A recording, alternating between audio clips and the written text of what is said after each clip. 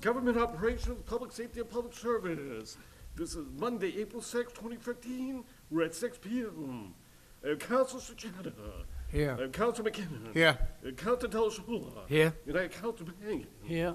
We have 4 members present. We do have. We have a quorum. Please stand and salute the flag. I pledge allegiance to the flag of the United States of America and to the republic for which it stands, one nation, under God, indivisible, with liberty and justice for all. Mr. Chairman, I'd like to make a motion to take item number 3. Motion Since he's made in to the take audience. item number 3. We have an invited guest.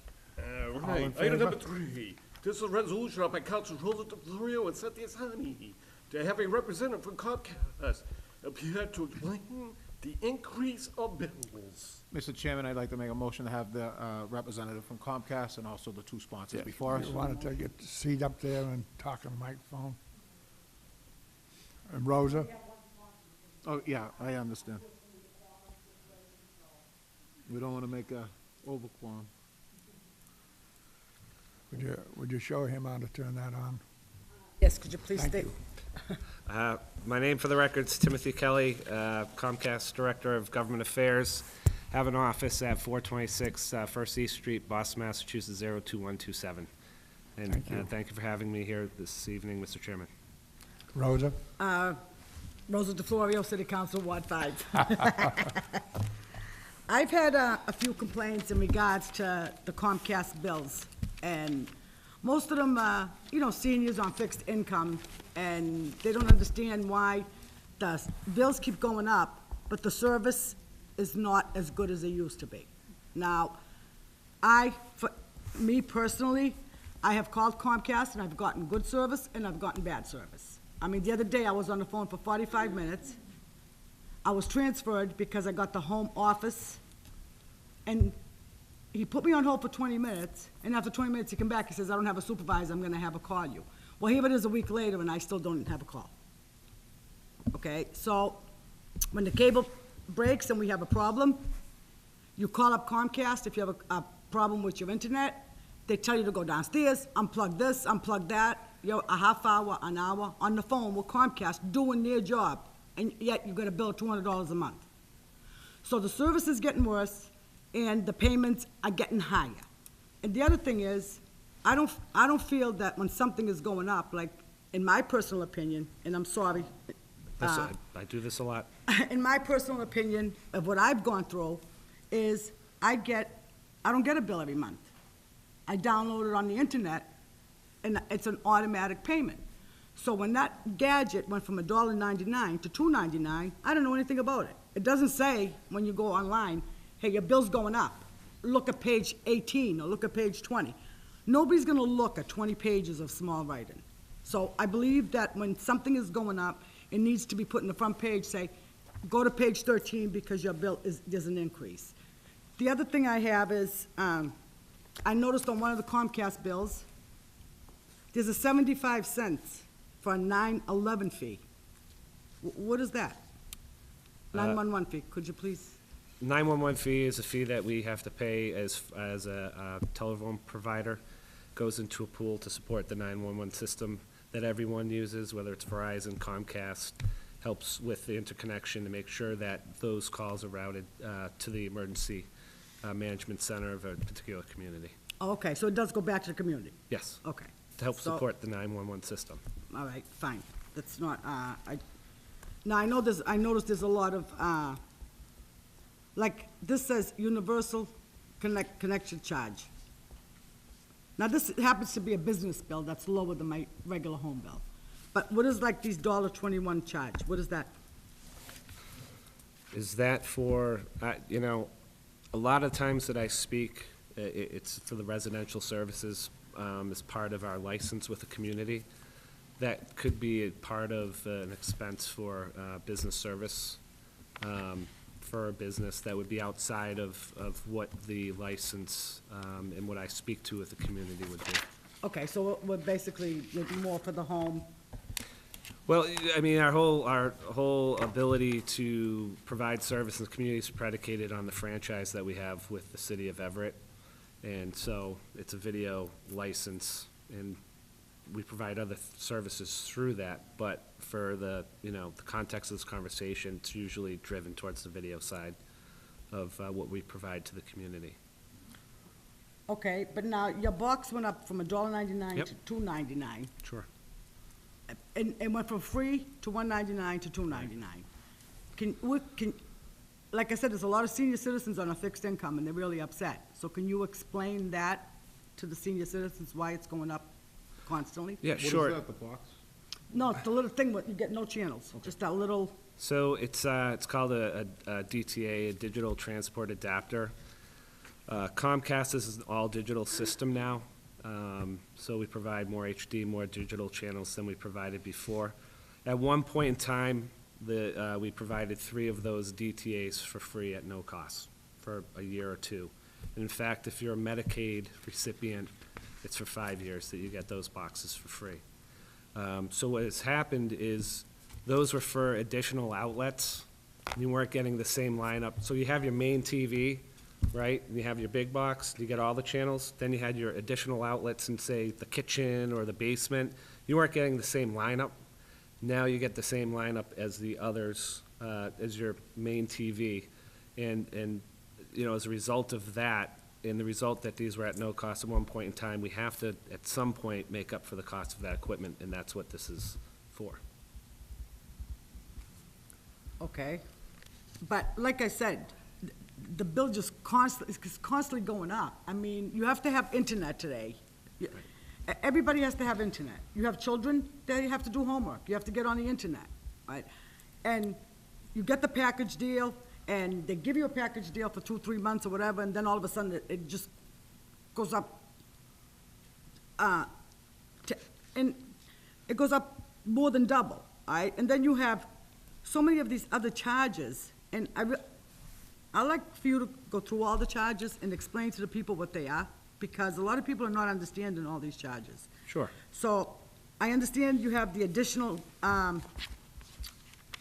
each box costs $10.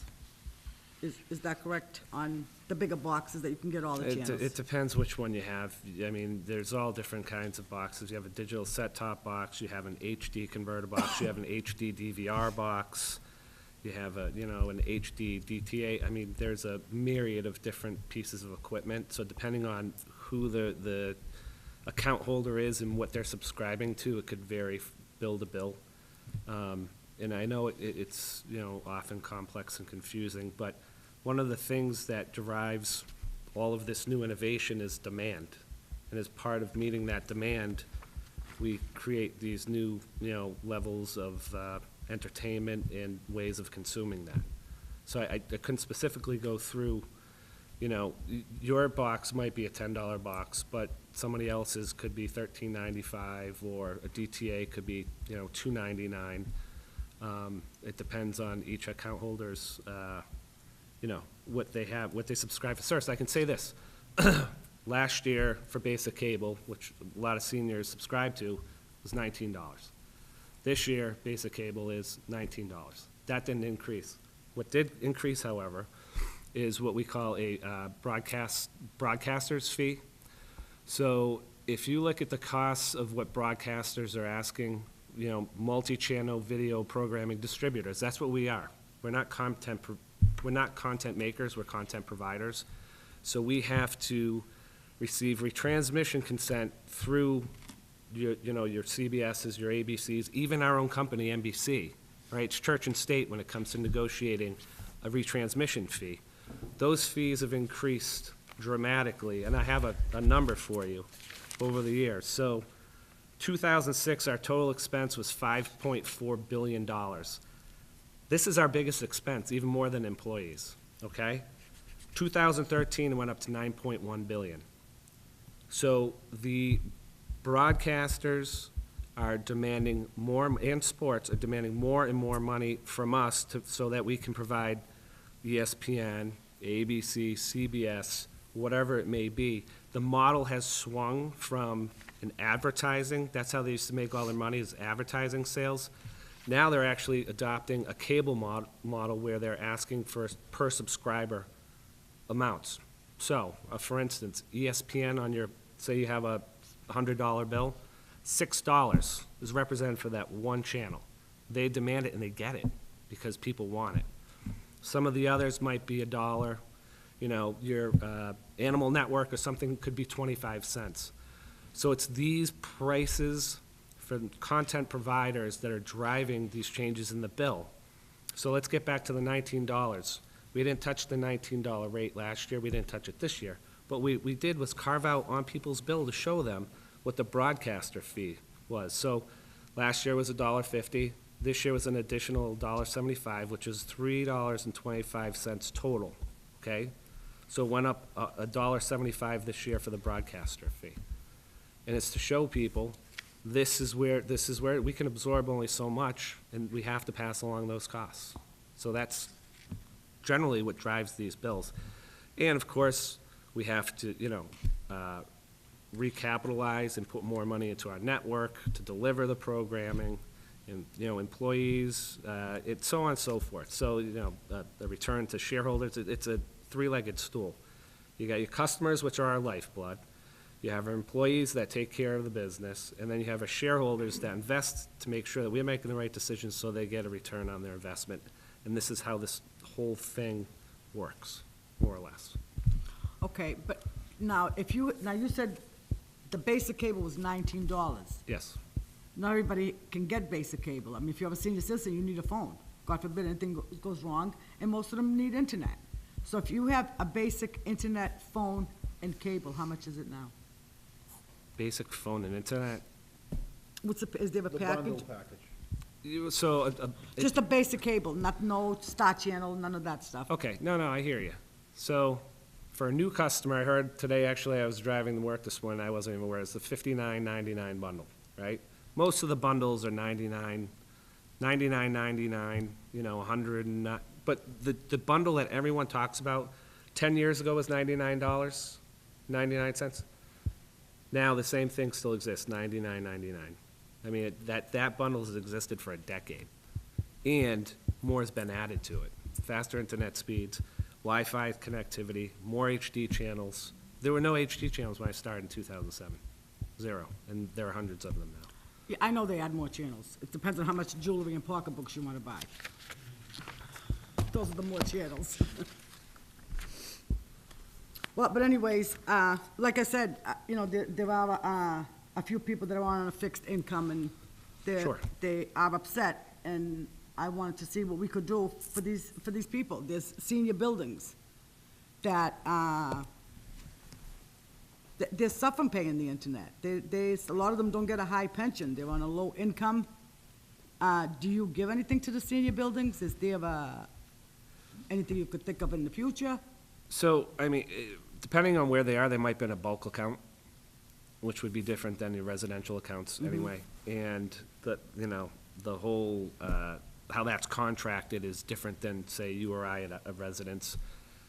So it depends on where they're located, if there's a bulk agreement, what they're getting. And of course, the landlord or the owner of that facility probably gets something in return for the services as well.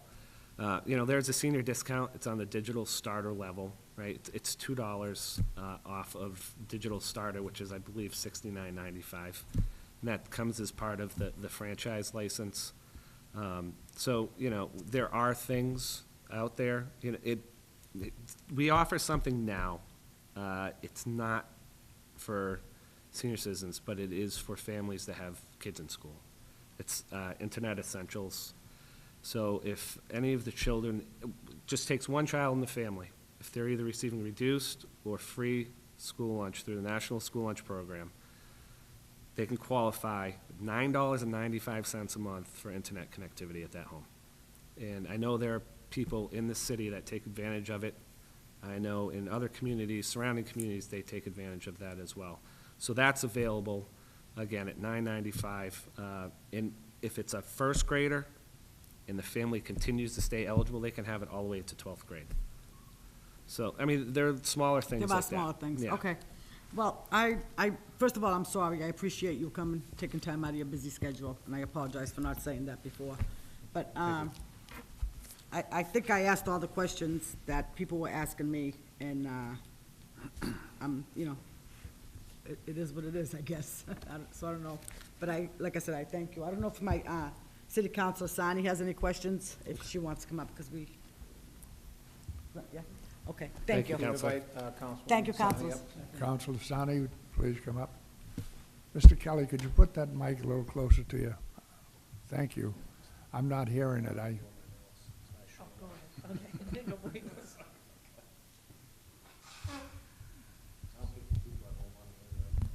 Councilor Sani? Councilor Cynthia Sani, Councilor at Large. I appreciate you coming up, and Councilor DeFlorio, asked a lot of the questions that, and the same concern. I want to know, they talk about, you're going up on pricing. The little equipments, the one that we talked about, $1.99, that went up to $2.99. What is do you know the actual cost for that one little unit?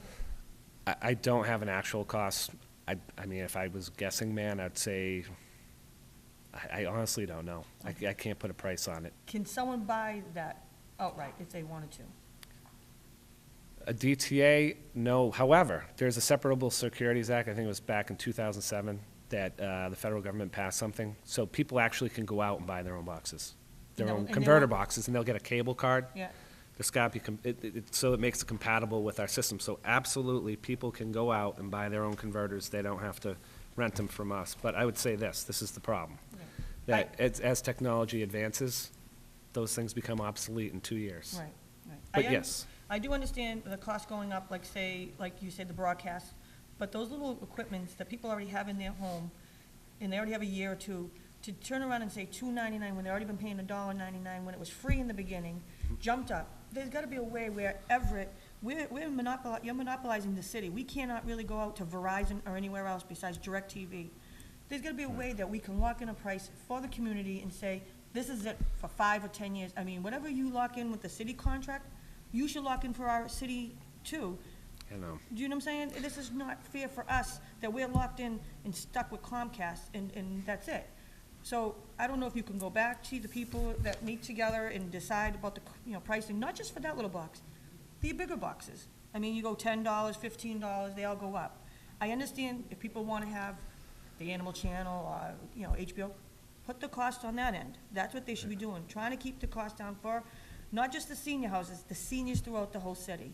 So I'd like to see that, maybe that you can go back and meet with someone and say, look, let's keep this in a locked price for the city of Everett, because they use us only, and try to keep the people happy and keep the cost down. Sure. So that's my concern, and just making sure we can try to maybe go back and bring something to the table that you can work with, and trying to lock in the prices for everything.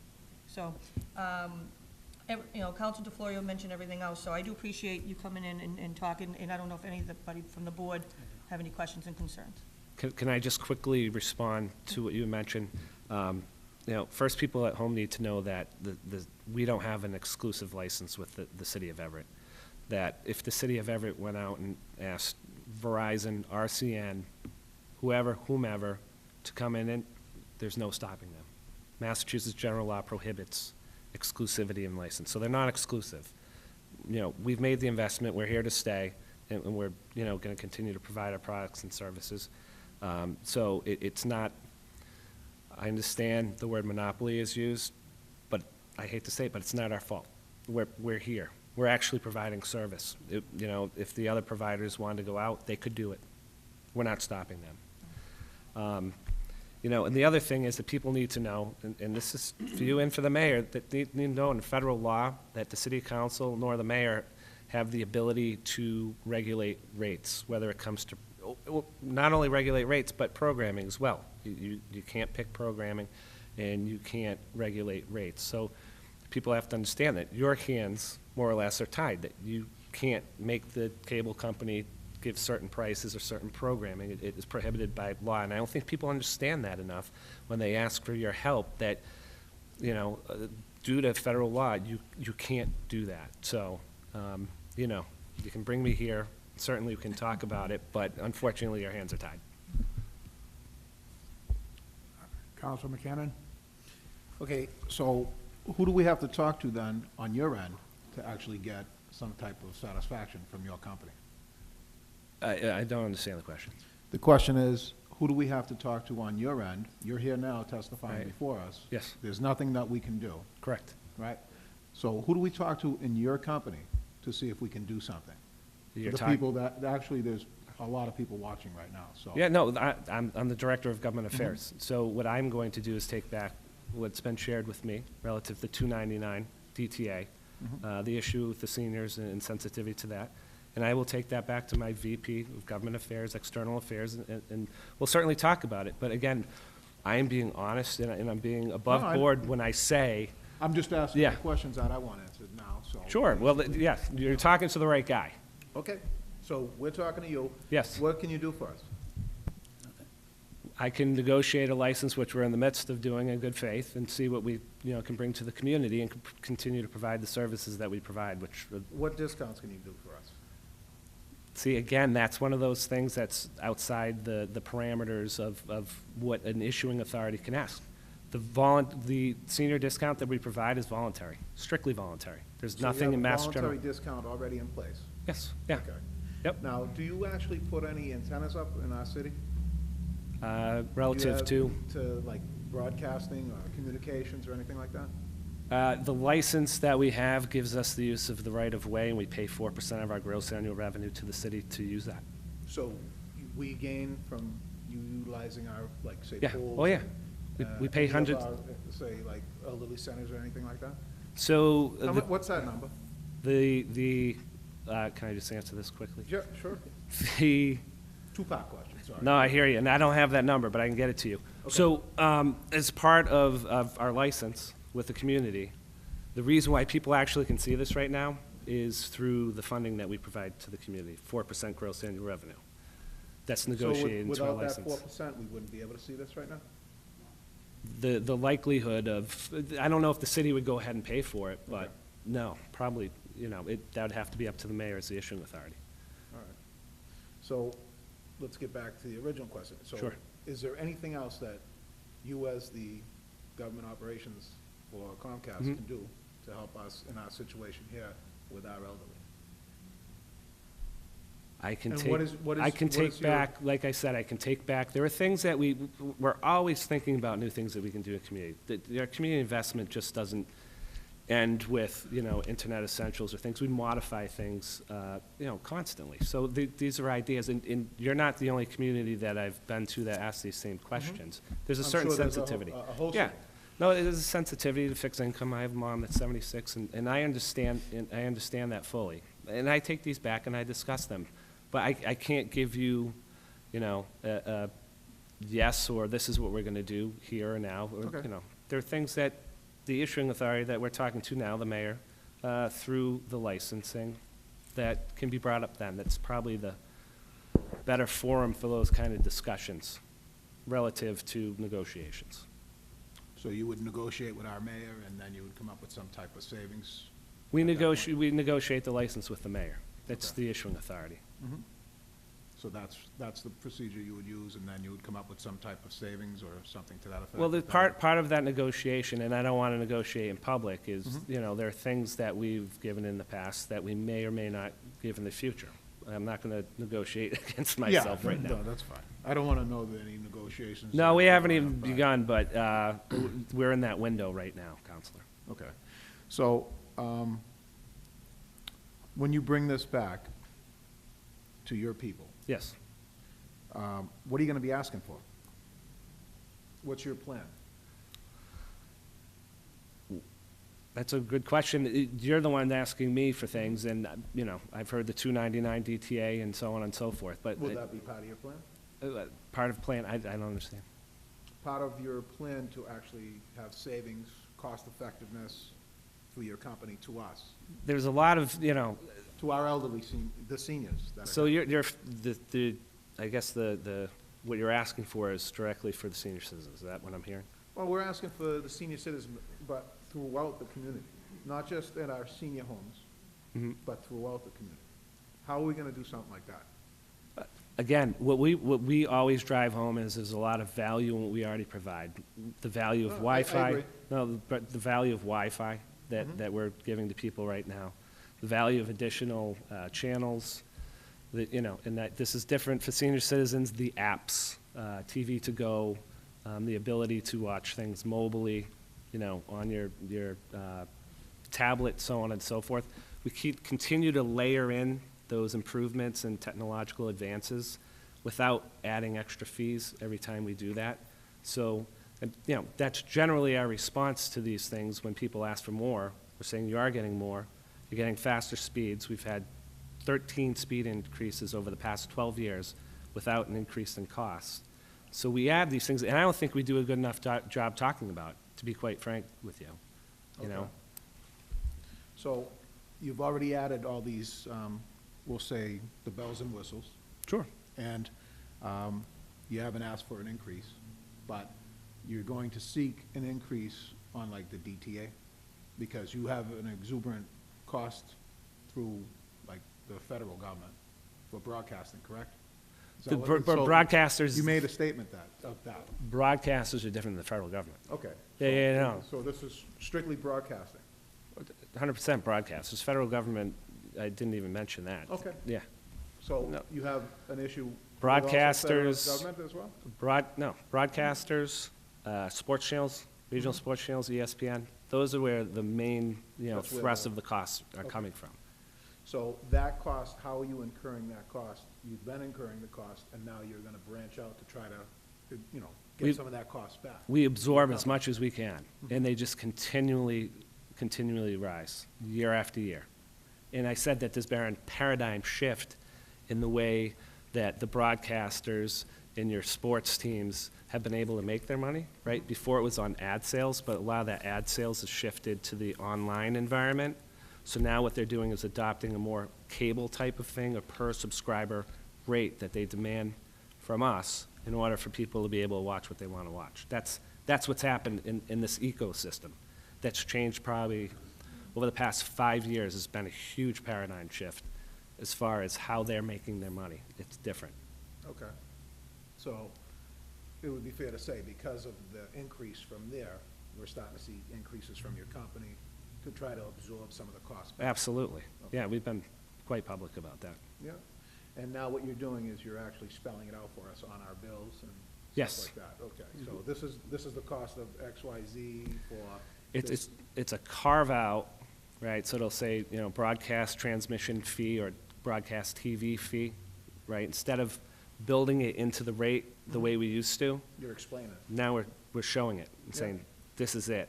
This is why your bills increased, because of this particular thing. On average, what is the average bill for a senior in this community? I can't say senior, I can say nationally, the average Okay. of all three products, when I say products, Xfinity TV, Xfinity phone, and Xfinity data or internet, was 3.4%, right? Okay. The video side, I think, was 3.6%, somewhere in around there, How just much did video that- alone. Did that increase when the broadcasting increased? The percentages? Yes, I mean, the bills have increased, yes. okay. And what percentage did the bill increase on that? Well, I said the video, I can't say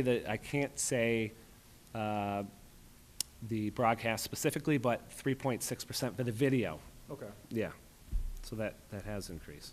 so right now, we have to wait for you to come into negotiations with our mayor. And then we Relative to, could maybe seeing a savings or talk, at least opening up some verbiage for talk with them. yeah, we're always, see, here's the problem, and this is why I think the federal government has set things up the way they have, is that if each and every community wanted to negotiate different rates and different, I mean, it'd be never-ending. But there are things that the issuing authority can talk to us about. It's not pricing and it's not programming, but other things that we've agreed to in the past, right, that we can continue to have that dialogue that would impact seniors. Okay, We can do that. fair enough. Yep. Thank you. Thank you. Counselor Delasola? I got a couple of questions. First one, the small box for the separate TVs. Can't you buy that now and not pay it per month?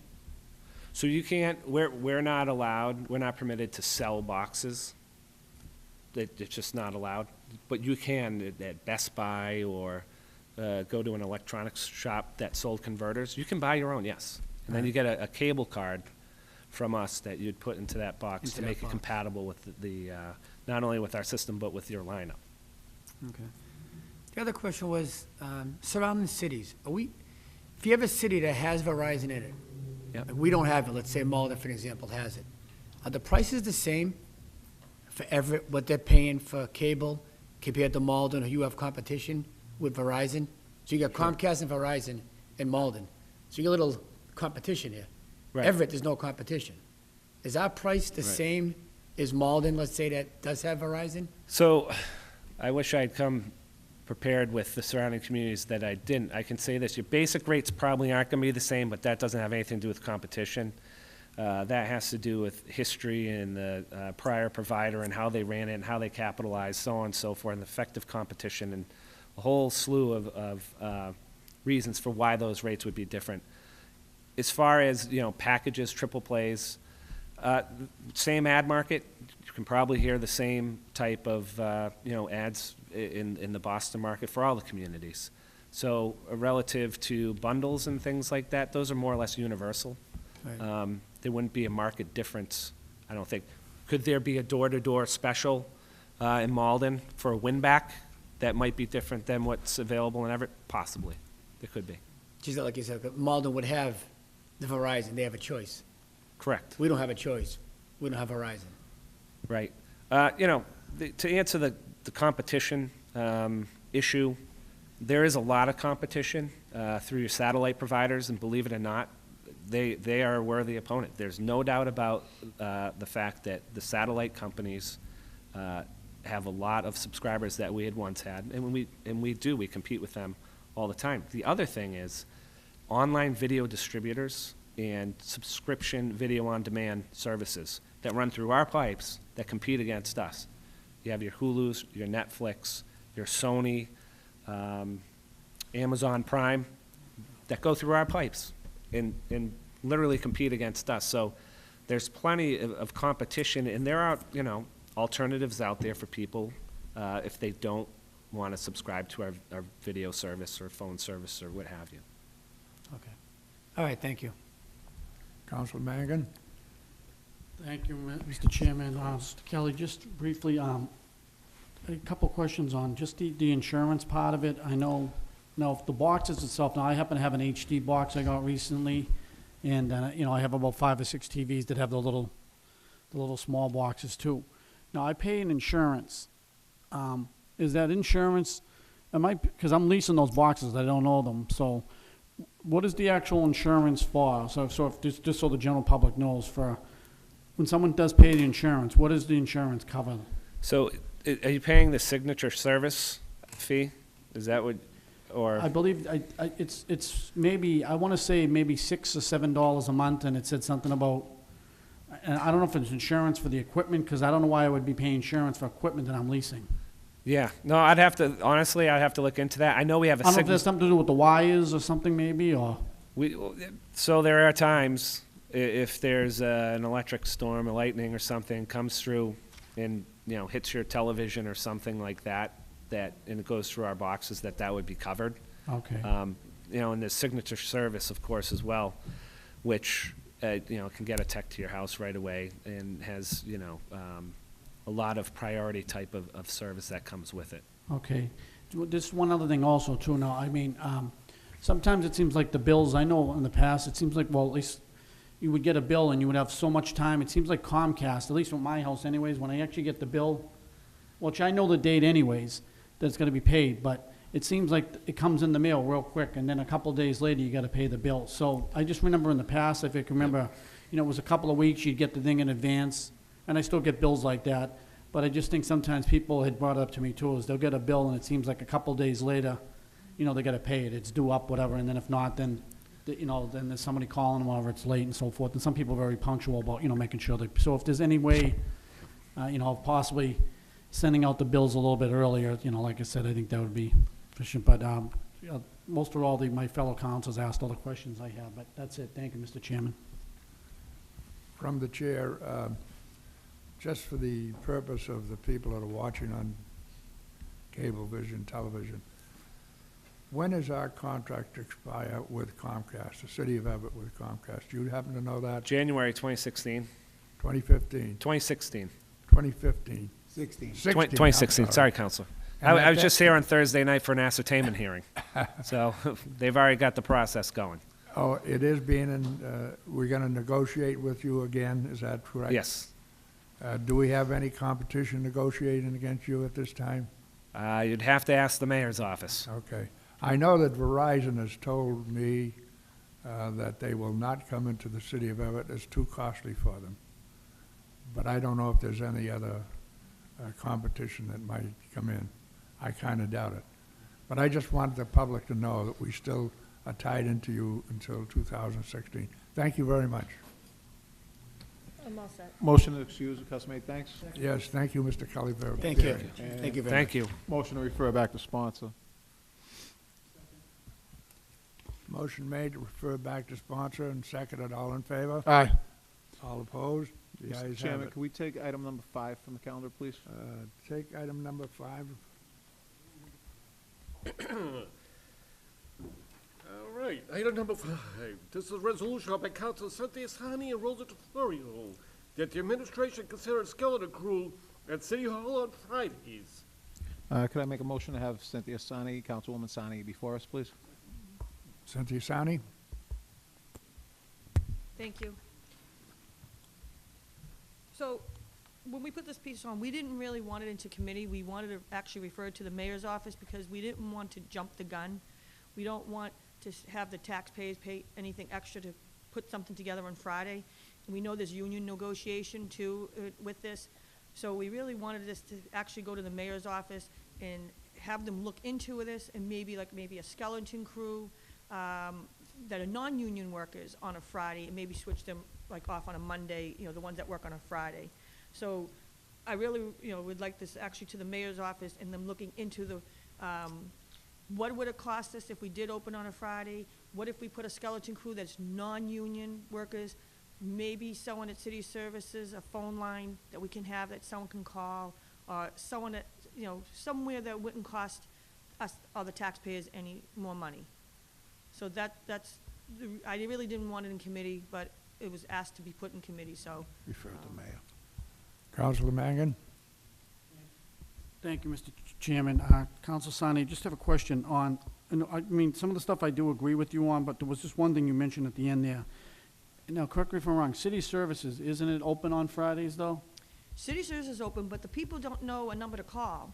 So when we had the snow problems, they said they had a recording. I had a few complaints saying they didn't get any calls back.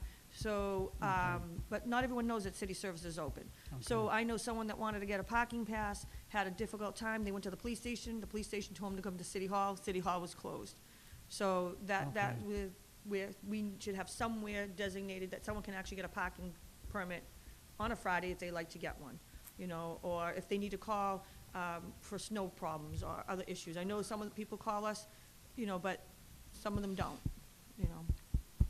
Thank you. And I'm not sure if Councilor DeFlorio would like to come up, so I'll yield to her. I'd like Could to we- invite Council, yeah. well, come up and speak, Council DeFlorio. Second. please. Councilor Rosa DeFlorio? Thank you, Mr. Chairman. Most of us have numbers, and unfortunately, I call Melissa all the time. And I mean, it's really not fair. She's got 2 kids. I'm calling 11 o'clock at night. It's like a 24 hours a day job for her, and I don't think that's fair. The other person I call is Steve all the time, and they're fantastic. So they're great. They always get the job done, no matter when. I mean, I wasn't on the phone with Melissa one time when we had a storm, there was a tree out in the middle of Dyer Ave at 2 o'clock in the morning. And she got people there right away. I just don't think that that's fair for one person to have to take care of all that. And like Councilor Sani said, maybe something down City Services. We're not looking to open City Hall on a Friday because there's already negotiations with the unions. And believe it or not, most of the department heads do work on Friday, okay? But the other way, opening City Hall on a Friday, I don't think is the right thing to do right now because it's been a union negotiation and I think it would cost more money to go through all that. So basically, we just want to make it easier for, our constituents, I know my constituents, they can call me anytime. 24 hours a day, it doesn't matter, they can call me. But there are a lot of people out there that don't know they can call their counselors to get something done. So I know Somerville and all the other cities, they have special numbers, like 211 or 311, And I know that's kind of expensive to put together, but maybe it's something we should look into. I had requested it about 8 years ago. And we can refer it to the mayor's office to see how much it would cost to get a special number. And maybe it's something we can't do right now. Maybe we won't be able to afford it, but it's something that we can certainly look for in the future. Councilor McKinnon? Just through you, Mr. Chairman, to the sponsor, if we could maybe put something on ECTV to where there's a number for Fridays only, something to that effect, would that help? Well, we could start with that. But Yeah, I- but and I then move certainly- into, Yeah, you I know, certainly the would like private to, number. I would certainly like to see Mayor look into, like I said, it's not something that has to be done today. Look into the future where there are numbers, like Boston had a special number during a snow emergency. Well, I forget what it was, 211, whatever it was. I think Malden has 311. Yeah, so, because what happens is when you have a lot of emergencies, they can't be calling the police department all the time. A lot of times, the police department is trying to do their job, they know their laws, but they don't know city hall laws and city hall regulations, and I don't think we should be taking up the police department to be doing that. So, I know we have, down city services, there's also a night watchman. Maybe we should have access to that, maybe we should have access to that number, even the counselors. Maybe ECTV should have access to it, I don't know.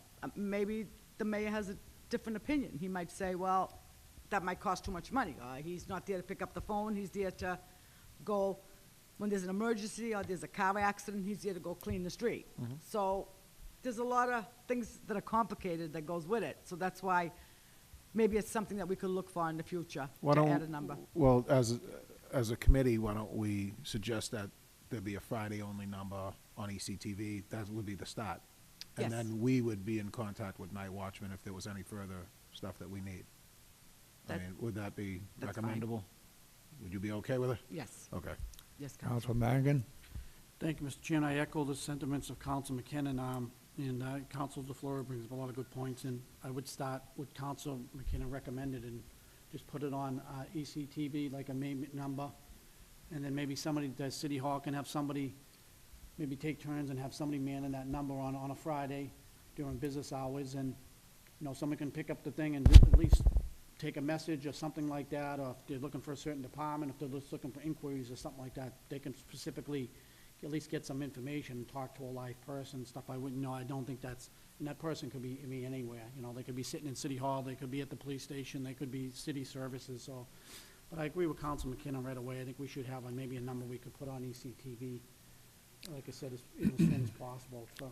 From the residents chair, that I, have, looking for excuse me. Yep, information. I'm sorry. What? From the, I can't hear you. Can't recommend it? Oh, yeah. yeah, Oh, I know that, that's what I'm the saying. sponsors have asked, Correct. in both cases, that we refer this to the mayor and let him come up with whatever we should do, and Okay. then go on a cable. That's fine, but, you know, So we it's- just echo the sentiments, you know, Yeah. in our recommendation, you know, referring to the mayor, that if you would consider, Something like the You know, Friday yeah. number. you Yeah. know. There's other, I'm sorry, Mr. Chairman, there's other things that go with this. God forbid you have an emergency, that your roof is broken on a Friday, something goes wrong with your roof. Now, on a Monday's a holiday, and you have to get someone to come and fix your roof. You can't get a permit on the weekends, which we all know that. But at least you can make a call to feel more comfortable, say, listen, this is, you know, Rosa DeFlorio, 26 Dyer Ave, all my shingles fell off, I have someone coming to work on the roof over the weekends, and I'll come and get a permit on Tuesday. So, just for informational purpose, someone just answers the phone and even give messages to other departments on a Tuesday or a Monday when City Hall opens. But I would like to refer it to, we would like to refer it to the mayor's office. Maybe he can come up with something different, and then we can recommend putting it also on ECTV. So just a question to the chair. So, Mr. Chairman, we can't make a recommendation to the mayor that we would feel this should be the recommendation, or we Yeah. can? Okay, so we'll make those recommendations to the mayor to see if he'll go along with them. If not, then at least he can respond back and say why. So the motion is that we refer this to the mayor To with the our mayor's office with recommendation. recommendations of having a Friday-only number, Yeah, and then possibly having someone in the area to answer the phone, so that if there was permitting issues, they could handle it, or if it was say, something of an emergency nature, they would handle it.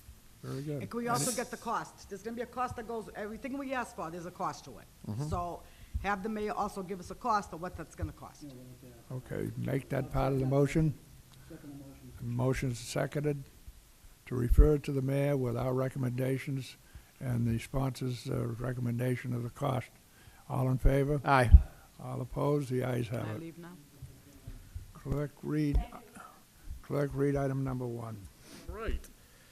Item number 1, this is a resolution by Councilor Michael K. Marchese that the police enforce the no loitering ordinance throughout the city. Councilor McKinnon. I'd like this to be referred to the chief of police and with a response back at not the April 13th meeting, but the following meeting in April. Motion been made to refer this to the chief and have a report back the second meeting in April. Seconded. All in favor? Aye. All opposed? The ayes have it. Clerk, read item number 2. All right. Item number 2, this is a resolution by Councilor Richard Delasola that the mayor's office report to the city council's committee every 3 months on the progress of the casino and surrounding area construction traffic development. Councilor Invite- DeSala. Yes, can I invite Dave Rodriguez up, please? What's that? Invite Oh. Dave Rodriguez up. Oh.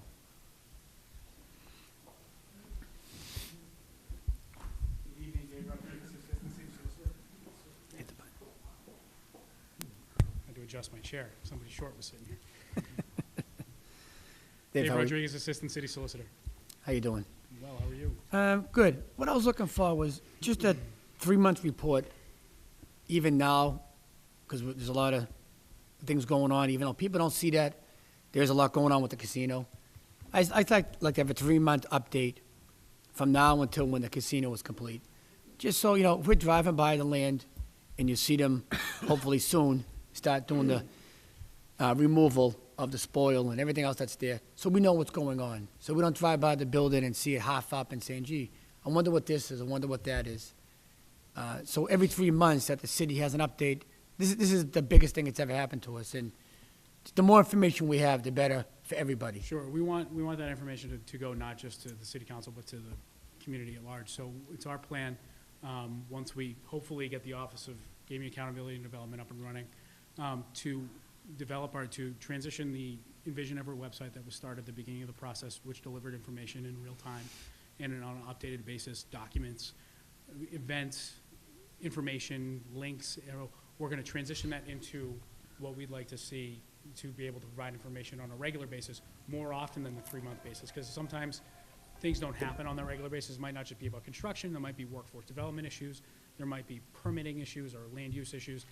We want to make sure that, and we do understand that this is a huge process and it's a huge deal for everybody. We want to, and the reason we've been so successful in the past is because we've had such great buy-in from the city at large. So we want to continue that, excuse me, and make sure that everybody has the best information. And we want this to be a completely transparent and responsible process. So we're going to utilize that website, utilize social media, appear before any committee, and provide updates and have a good conversation about those things all the time. So we're 100% behind that sentiment of transparency that you're looking for with the piece, and we're happy to provide that at any time. Okay, because the project is not just the land where it is itself, the building going. We got the roads and detours and everything that's going to be going on until the day we cut the ribbon. It's going to be, You know what I it's a mean? long process. It's complicated. There's a lot of things going on. There's a lot of balls in the air. There's a lot of personnel that needs to be coordinated, both at the federal level, the state level, at the local level, private consultants, working with the developer. I mean, you're talking literally hundreds of people that are going to be involved in developing this, and that's outside of the 4,000 construction jobs and outside of the 4,000 permanent jobs. So those people are going to be working full tilt, full time to make sure that it's a success, because it is a very aggressive construction schedule, and we want to make sure that we do it right. And we Okay. know we have one shot. We That's only have right. one shot to do it right, and we know that if we don't do it right, people are going to notice. There's a huge microscope on us, so we're going to make sure we do it right. Because like right now, we drive by the land and we see nothing going on. we talked about before, there is a lot going on. There's a ton going on. It's the just site that when right you now, drive yeah. by and you don't see nothing going on down there, you're thinking, okay, is there a delay? Like I just heard, not to start a rumor, there's a delay already. Yeah, well, I'll talk about those two things separate. Right now, you should see drilling rigs on the site, which are do pre-characterization work. So Okay. there's a good sense of what's going on the site in terms of the environmental cleanup right now. What's in the ground, so you figure out what's in the ground so you can figure out what to do with it later on. So they had a good sense of that before they started developing their environmental processes and their budgets for how they're gonna do it. Now they're gonna figure out exactly what it is. So when they pull that dirt out of there, they're gonna pull hundreds of thousands of cubic yards of dirt out of that site, not for remediation purposes, but because they have to make that big old parking garage underground, or 3,700 spots that are gonna be underground, you gotta take all that dirt out of there. All of that's gonna be done consistent with the Massachusetts contingency plan, with oversight of the DEP under the Watchful Eye of a licensed site professional. So these things are, a lot of things are happening. A lot of land issues are being worked out, both on the site, adjacent to the site, and in other areas. We're beginning to look at the transportation infrastructure improvements that are, we're going to have probably $20 to $25 million in infrastructure improvements just in the city of Everett alone that we're going to keep an eye on. That's multi-jurisdictional. It's not just us. It's us, DCR, DOT, and several other state agencies, and that all has to work that all has to work together. There's a million other things going on, but yeah. And to speak of the delay that you're hearing about, and everybody's kind of seen it in the news, and this is just that. It's a delay. It's part of the MEPA process. If you're not familiar with the Massachusetts Environmental Protection Act, for all large-scale developments, they have to go through this process. And anybody there's a copy of the environmental impact report that's in my office, and it's in planning and development. You're talking thousands of pages, and they look at everything. They look at how it affects the shadowing of the building, how that affects sunlight in the air, how it affects wind, how it affects sound, the traffic improvements in the area, the environmental, the waterfront. Every aspect of that as it relates to environmental impact is viewed within this document, and that's a threshold matter. They got to get that out of the way before they start working on the other things. The delay that you're hearing about now is there's a constant back and forth through the MEPA process. The most recent filing was the Supplemental Final Environmental Impact Report, the SFEIR. That was the fourth filing that they did that began with the Environmental Notification Form, the ENF, then they moved to the Draft Environmental Impact Report, then the Final Environmental Impact Report, and now the Supplemental Final Impact Report, and they're gonna file another filing after that. And each way along the way, it's a back and forth that happened with the state. That when presents something, the state wants to hear some things back. When presents something, another comment period opens up so everybody's able to comment on it. The state says, okay, we like that, we like these things, we don't like these things, go back, try again. And it goes back and forth. And that's what happened recently. And that's what you're hearing about. It's been kind of sensationalized and blown up in the news that, the Baker administration blows up the wind project. That certainly hasn't happened. The Department of Environment, the local Department of Environmental Protection, DEP, has taken a look at the environmental filings, and they've agreed in substance to 59 of the different things. They said, go back, and we want you to look at these 3 things. And one of those things happens to be the land transfer with the MBTA, which, the city of Everett was not part of. We weren't a party to it.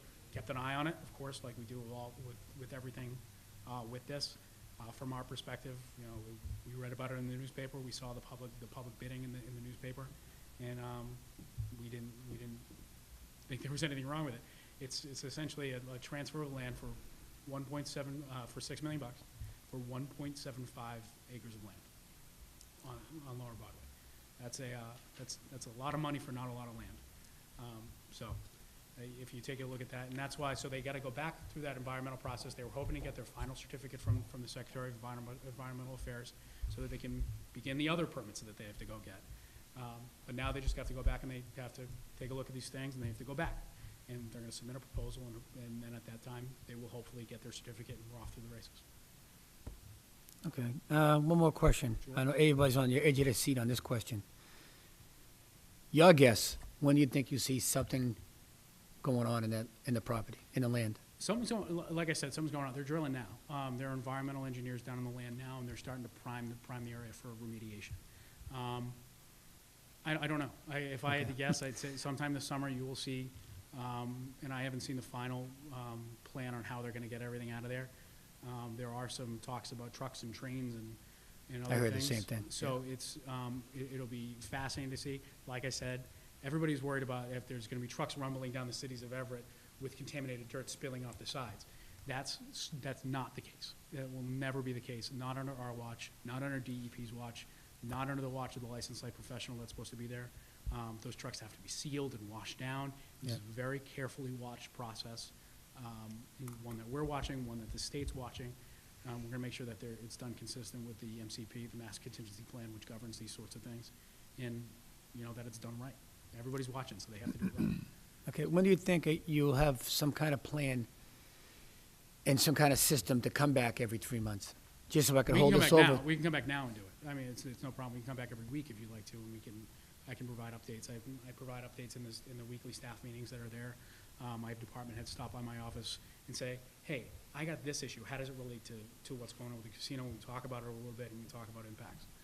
So it's a constantly evolving conversation. It's not something, I can do it daily, I can do it weekly, I can do it quarterly. It's up to you.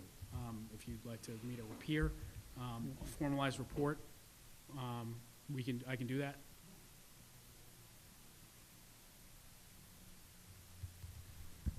All right. If anybody has any more questions? Carlton McKinnon. Through you, Mr. Chairman, to Mr. Rodriguez. That problem that was associated with the press release, there was no permitting issues that were involved? From our perspective, Yes. no. What about their We have yet to perspective? issue a permit or receive a permit application from WIN. So you have not issued one? We've received a limited notice of intent through the Conservation Commission, but we've not received any building permits or plans to be submitted for site plan review yet.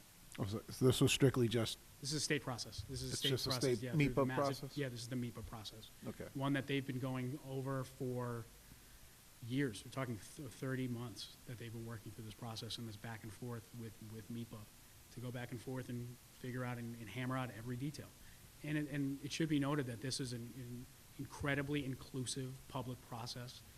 Every filing is public. Comments are made and reviewed by MEPA. We submitted comments to every filing, as did other surrounding communities. We submitted comments to other developments. We do that all the time through the MEPA process. So there was no permitting issue whatsoever? From the city of Everett's perspective, from us, From us or No. from anyone? this is part of the process. This is part of Yeah, so the we permit. didn't even, They applied for a permit, and sometimes you go back and forth and say, you gotta fix these things before we'll give you, that's all it before the was. permit, okay. And the three things, I mean, it was. Because I know that it was reported something about a permit or something. Yeah, it's a certificate that's Yeah. received by them, and what the secretary wants to see is that he wants to talk about the land transfer with the MBTA, he wants to talk about the long-term plan for Sullivan Square, and he wants to talk about some sort of subsidy or payment from WIN to the MBTA for the Orange Plan. That's what he wants to see. It's as simple as that. Really? And, but there are hundreds of things, hundreds of fixes inside these filings, and anybody is welcome to come and view them in my office. Bring a bag lunch and some coffee, because it's thousands of pages, and you're gonna have trouble getting through So it it. would be interesting. It's very interesting. Oh, yeah. We keep an eye on this all the time, and we have teams of No. people that review the ENF and the DEIR and the EIR and the SFEIR. Mm-hmm. In the next filing, we'll have teams of folks looking at that as well to make sure that it's consistent.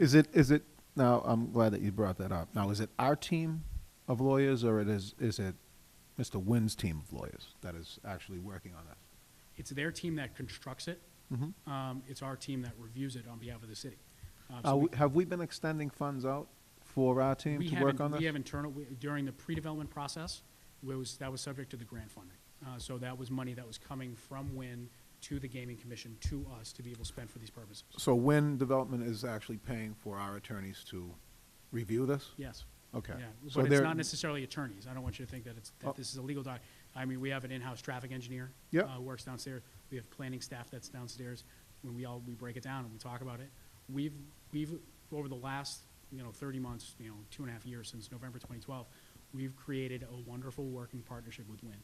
And we meet weekly. We sit down and we talk Yeah. about different issues every week, and we say, this is what we're thinking about for this, what do you think of? And so we work these out. So although the principal document was drafted by WIN, we met with them on a regular basis to provide insight and support for what they were drafting. Okay. So, in essence, we're covered by Wynn monetarily as a city, correct? for any work that you would be doing or anyone else would be doing. Yeah, that's a, I mean, that's a that was a conversation for a different committee, and that's something that. But this is under the ho- transparency. Under the host, on the host Right? community, yeah, absolutely. Okay. Under the host community agreement, in lieu of a building permit, we're not gonna be accepting a building permit. Yep. Instead, what they're going to be giving us are the actual costs of the cities, that the city will incur to build it, to do what their work is. We're in the process of formulating that budget now.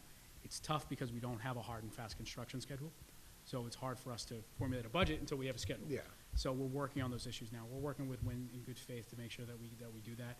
Included within that are not just outside consultants that we're gonna be hiring for plan review and for site plan review and for actual inspections on the ground and commissioning services on the site, but also City Hall operations.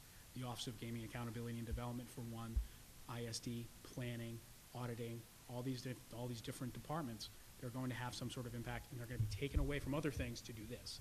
That's an impact we feel very strongly that those costs should be covered by WIN, and we're going back and forth, and we're talking about it. Oh, so that's in the negotiation phase right now? Yeah, it's part of it. We have to develop a budget, and until we get a more hard and fast construction schedule, that's where we're at. Who'll create the budget for that? I'm doing it now, working with the auditing office. That's a function of, it'll be a function of the Office of Gaming Accountability and Development. I'm doing it in my current role, as I've been doing for the last 2.5 years, to be the point person on the project. So we're working with that, because it doesn't fit neatly within any one department. Yeah. So I guess I drew the short straw to. So you're it, tag. You're I'm it. in, yeah, pretty much, yeah. I tried to hand it off a couple times and it didn't work, so. So, another question, so what, in essence, what you're saying is, there will be no tax dollars expended for this project? It'll be strictly coming out of when? In term, for the, what do you mean? For, I just want to try to break that down. for a this little bit. budget being created, Yeah. for all the budgetary items that are We're going to gonna be get coming whatever out? we can get, whatever we can negotiate, and we're gonna grab as much as we can. Will there be because- tax dollars spent, or, I don't know the answer to that question. I don't think so. okay, If there's anything that we can do about it, absolutely not. When we're making every effort to make sure that every tax dollar is not spent. because We feel I was under under the the host impression. And we feel under the I host was- agreement that, I was under the impression that they were going to Yeah. absorb all the cost for this. the actual cost of, the actual cost that the city will incur to build it. So usually, when you pay a building permit fee, it's $15 per thousand. To determine that for this project would have been really hard. Yeah. Or we would have spent a lot of time just figuring out what the building permit fee would have been. And you can't charge a building permit fee in excess of what it actually costs you to build, to permit, I think is the bill. I say build it, but I mean permit it from any different avenue, whether food inspectors and building inspectors and plumbing inspectors and structural inspectors and engineers to work on the transportation side. So what we did and said, okay, instead of wasting our time trying to figure out what this building permit fee is, let's figure out what our actual costs are to build it. That's the budget we're building now. We're expecting to get 100% of that. So it will be actuary costs? Yeah. Okay, Yeah, and incurred on a by the yearly- city? On a yearly basis, we'll say, because it'll be shaped like a bell curve. That in the beginning, some things will start slow, some areas will be slower, Mm-hmm. and then they'll ramp up very quickly, maintain for a little while, and then towards the end, they'll drop off. And so every year, we're gonna give them a budget, say, these are what our anticipated costs are for this, you're on the hook. That's what we negotiate. All right. But because it's negotiated, I don't wanna say that 100% of what we're gonna ask for, we're gonna get. But we're anticipating that 100% of what we're asking for is 100% of what it will cost the city to issue a permit, and it's 100% of what the city will get. Well, do you foresee us as a city expending taxpayers' dollars out No, I don't. and not being covered from the wind Not a dime. project? Not a dime. Okay. That's what I wanted to hear. Yeah, that's it. I don't see that at all. But I don't want to. You don't wanna commit to it. 100% of the budget. But It's we, a we, negotiated process. so we will be transparent on this. We will be able to come to you. We will be able to say, Just what like- have we expended now, Mhm. and what have we recouped from when? Sure. Okay. Absolutely, yeah. And that'll be up front too. And that'll be available. And that's one of the reasons that we wanted to create this centralized office as a point person, is because it'll all be right there. Has that been created yet? It's in the admin code now that'll be presented to you at your next meeting. Okay, so we'll get that on the 13th, Yep. and then, In the revised admin code. Okay. That'll be part of that. that has to be coming out of a executive order, I would assume, by the mayor. and- And there are some other changes. Have we expended any money for that position as of yet? No. There has been no money spent for that position, No, that position doesn't exist. so Technically, it doesn't exist? Yeah, Okay. Thank you very much. you got it. Council Mangan? Thank you, Mr. Chairman. Mr. Rodriguez, briefly, first of all, I just want to commend you. I think you're doing a great job in your current capacity, kind of doing a lot there. The other thing is, you talked about doing updates. I don't know if it would be possible with your schedule, because I don't know what your schedule's like, and I'm sure as the construction gets on, it's going to be even busier. What about, just for the sake of the residents, maybe doing like maybe once a month on every cable television, maybe with the mayor's office, or somebody, maybe like an informational thing, just like the chamber or somebody does on a month, just maybe going down and then like maybe some stuff that's, informative stuff, whether it's construction stuff or job information. I know there's stuff in the papers. I know there's a job thing going on now that's in terms of labor trades and all that stuff, I but do want to hijack your meeting and talk about that in a minute, so don't. so it's just about, just again, about having, so the general public, like I said, and they can sit there and maybe it's a half-hour show and you can kind of say, okay, well, we were here with you last month and now here's some new informative information that we have. And so it's put out there and it's rebroadcast like our council meetings are, and some people can catch it at different times during the day, and just another way of getting information Sure, out to and I them. think that's a great idea, and it's something that I'll absolutely bring to the team and see how they feel about it. We of course kick around, in terms of pre-licensing, we had 30 public meetings. We had them all over the city. The mayor went from park to park, talking to people about this process, talking about the project. You've all attended the meetings that we've had at the Conley Center that were attended by as many as 500 people at one time. That's a huge public involvement, and we got a great amount of information with that, and we're kicking around ideas just to continue that momentum on public outreach and public involvement, either whether it be an ECTV show or it be a monthly meeting we have in the Cavarian Room, just to do like office hours, and it's something to keep it engaged and make sure. The worst thing that we can do is let people who don't know what they're talking about dictate the message and dictate the debate and dictate the process. And that's something that we don't want to have, because the only thing worse than no information is misinformation. Yeah, it's just tough. It's so tough and then you spend your time not informing but fighting back. So we want to make sure the best information, the most accurate information comes from the source, which is us. And so the people know that this is not something that's happening to them, it's something that's happening with them. So that's really important. And you mentioned the labor trade fair that's going on Wednesday night. This is the first real opportunity, we're calling it Everett Works, that we want to connect Everett residents with the building trades. There have been project labor agreements that have been signed between the developer and the Carpenters Union and the Greater Boston Building Trades, which represents 22 local trade unions of all varying disciplines. And we successfully negotiated a preference for Everett residents for construction jobs on this. We recognize that the front door for that is through the building trades.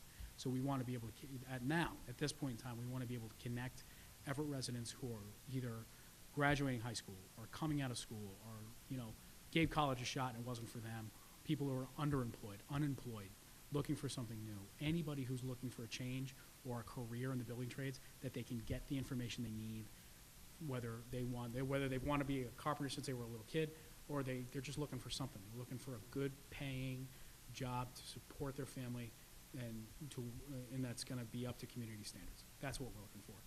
So that's happening on Wednesday from 3 to 8. It's a long program. It's a long time, but we wanted to be able to make sure the kids who come it's going to be at the Everett High School in the cafeteria. Want to make sure that the folks, kids leaving school could pop in and grab some information if they want, have some coffee, have some pastry. We're not dumb. We know that if we provide food and drink, they'll come. So we know we're trying to get as many people in there, and we're continuing it through the evening. So if people are working until 5 or 6 o'clock at night and they want information, they'll be able to come too.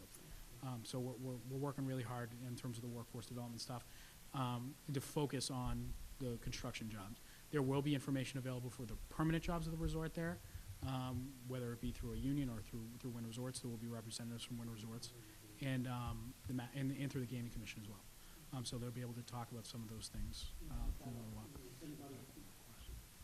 If anybody's watching at home too, I just know Plain Ridge is opening up in a couple months, and that same process, like I said, it was very, very open with everything in terms of the whole situation too. And I think I don't see Wynn being any different, but on their website and everything, the jobs and all that stuff, and I'm sure Wynn's gonna be doing the same thing here and stuff. But I just want to, I don't know if anybody else has any questions. I just have All right. one more, Mike. Thank you. Counsel Buchanan? Through I you, get Mr. paid by the Chairman. hour, so it's Yeah. fine. No, I don't You'll be get here paid- for a little while. I don't get paid for that by the hour. What was I gonna, sorry. Through you, Mr. Chairman, to Mr. Rodriguez again. Have we received any funding from WIN as of yet? No. When will we start seeing any funding from them? 30 days after the beginning of construction, which is defined by the pulling of a building permit. Reason being is, why I asked this question Yep. is because I've been asked on the streets about Sure. this. And that's reasonable. That's a And reasonable thing. and it's a very reasonable Sure. question, I would think. We're gonna get 30 days after the beginning of construction, we'll get $5 million. Is that earmarked to public safety, by the way? It's or- not earmarked for anything. Okay, so it's just That's a 5 million? community enhancement fee. Okay.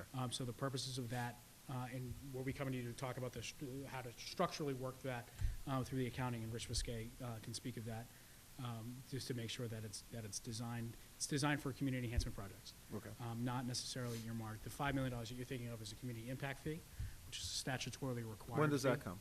come? 30 days after opening. So they can't have an impact through their operation until they're operational. So 30 days after that, they'll be. So billed we for- would have 5 million coming to us when they break ground? 30 days after they pull a building permit. Okay. Then 1 year from that date, we get another 12 and a half. 1 year from that date, we get another 12 and a half. Okay. And that 12 and a half, what is that earmarked already, or is No. it just in the general We fund? didn't, in the host community agreement, we didn't earmark any money. Okay. Because we can't. The appropriating body is the city council. We understand that that's how the process works. And we weren't interested in picking winners and losers at that point. Yeah. We wanted to grab as much money as we could and figure out what to do with it later on. Okay. So $30 million up front. And the reason that we haven't seen any money yet, when we drafted the host community agreement, we were first in the state. Nobody had done this before, so nobody knew how to do it. So Yeah. we kind of picked triggering events instead of dates, because we wanted to have some flexibility with that. 30 days after the pulling of a building permit, we'll get $5 million, and then 1 year after that, 12 and a half, another year after that, another 12 and a half. That'll So be the initial funding. within a span of, say, 3 years, we should have $30 almost million. $30 million. Yeah, it'll be exactly $30 million. Now, is that, what is the yearly fee that's gonna be coming out of there? There's a couple different fees. There's a 121A payment, which in lieu of taxes, they'll be paying $20 million that will increase at 2.5% annually to the city, so that's, covers their taxes. Then that $5.5 million community impact fee, which will also Is increase. that yearly? What? Is that a It's all- yearly? These are all annual fees. Okay. So and that will also increase 2.5% annually. Then additionally, motor vehicle excise tax. They're obligated any vehicle that they use in connection with the operation of the facility. They have to principally garage here in Everett, which means they have to pay excise taxes on them. They can't stick them in Chelsea or stick them somewhere else. Yeah. I guess they gotta keep them here, and we're gonna collect. That could, depending on how many vehicles. What they about hotel fee and room fee There's a and meal 6% tax? hotel occupancy tax. When it was passed by the city council, we provided a somewhat conservative analysis for you guys, that it was based upon a 550-room hotel, I believe. I can take a look back at it. It's a couple of years ago now. Based on 85% occupancy at, I think, $200 a night. And that will yield between $2 and $3 million in hotel, just from that one hotel. Any additional The hotels, prog- it's separate, there- correct? That will be separate and will be on top of that. The program has changed a little bit. Now there's going to be 629 hotel rooms. Mm-hmm. We're fully anticipating at opening, they'll be at 100% occupancy, and the market rate for those hotel rooms will be among the highest in the city of Boston. Okay. Or the Boston metro region. So it could be significantly higher than that, we're anticipating. And there are additional hotels. A day doesn't go by where we don't have a conversation from a developer saying, we're interested in building a hotel in the city of Everett. So that's additional money, and that's why something like linkage fee was so important. Yeah. And that's, so I commend the council for having the wisdom to pass linkage fee because those developments are going to have an impact. There's also $250,000 to the Everett Citizens Foundation, which is it's going to be a nonprofit that's set up by the city in order, because the city, from a legal standpoint, can't donate money to youth groups. Youth groups or other community groups in the Would city. that be, so that would be a committee that's already, it's gonna be established at some point? Yeah, the makeup of the committee is in the host agreement. There's Okay. it's consisting of 7 members, 4 of which are appointed by the mayor, 1 by the city council, 1 by the state rep, and 1 by the state senator. And this group gets together and gives out money, pretty much. And they can fundraise on their own, just like any other foundation. It's a very common practice by cities, towns, and other public entities to be able to do that. Interesting. And then on top of, and that doesn't include the .75 local option meals tax, that is also included, within every restaurant in the city. Okay, so we get that on top of, that It's- would be the gravy on top. It's probably, it's gonna look, and we're working on the numbers now, and we have big conversations about the plan, what the plan is gonna look like. We're anticipating, it's gonna be north of $30 million every year from this one development, and we're not viewing it in a vacuum. We wanna make sure that we're able to spin off this development and create other things that are, you know, complementary and can supplement this, and make sure that we can really, really build something special in the city. It's, I think it's very interesting times. And. It's very busy. It's Yeah, busy. well, it's busy for, It's for busy. your crowd. Right now, let me see, I had hair we before I would- started this project. yeah, I understand. You used to serve on the council. I know, so I you had had hair back I had a then. hairline when I was on the council. Exactly. So we, as the, basically the city council would be able to earmark this where we chose to go with it. Well, the budget is correct? presented by the mayor. The mayor presented, just like any other budget process, it'll be presented by the mayor, and as part of the appropriations process, it can be cut, moved around, and things are shifted around.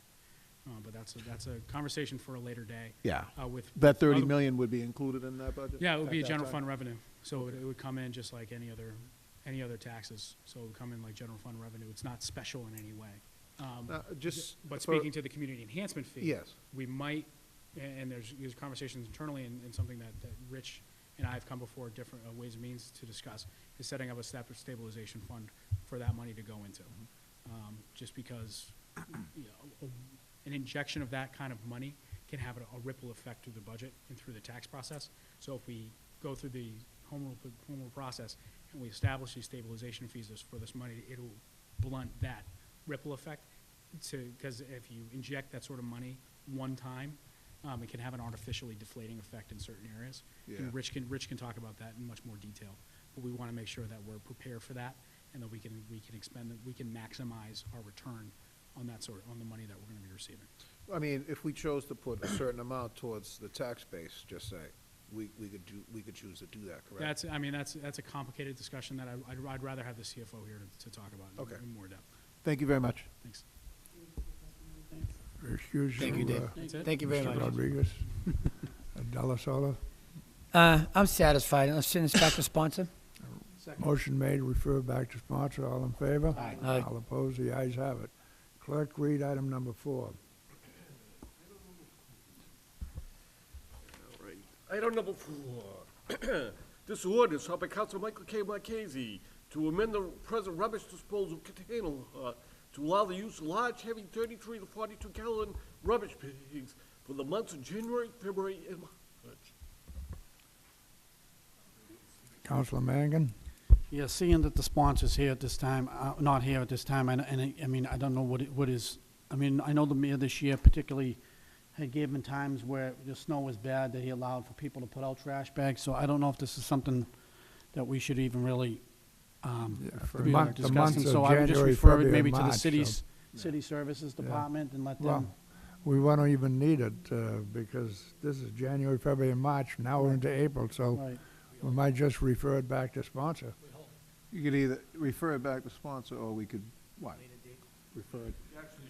Refer it to the next meeting? Well, no, city services regulate. Right, and just have them, we can just actually, if we just recommended sending to them, Mr. Chairman, they could at least look it over, see if there's anything that they want to do with it, whether they decide it stays the same, or there should be some type of ordinance put in there, you know, for those months that they would recommend. I mean, but I would like to let them make that choice and make that recommendation instead Would a of. report back, Mike? Yeah, and I guess that they could report back, I guess that, Second meeting? the second meeting in April too would be fine. Refer it back to sponsor and bring it up. No, he wants to refer it to city services. Oh, And City then- Services, Mr. Chairman, and have them report back to us if they have any recommendations on this at our second meeting in April. okay. Motion made to refer to city services and report back to us the second meeting in April. All in favor? Aye. All opposed? The Motion ayes to have it. adjourn, Mr. Second. Chairman. Motion made to adjourn. All in favor? Aye. All opposed? Meeting adjourned.